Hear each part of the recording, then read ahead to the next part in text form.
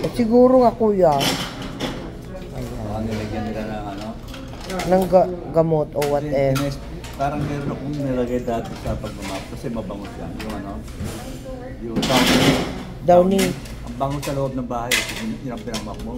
Saka malinis, maputi. Ah. Kaya lang, pakiramdam mo madulas nga. Parang ganito. Lalit na yung pabaloso. Oh, yun ang ginamit. Ginamit ko downy. Pero hindi ka...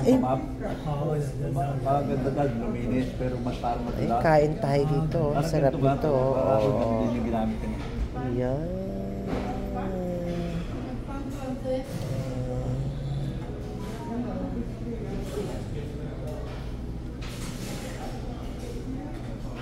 Iba-ibang klase siya na mas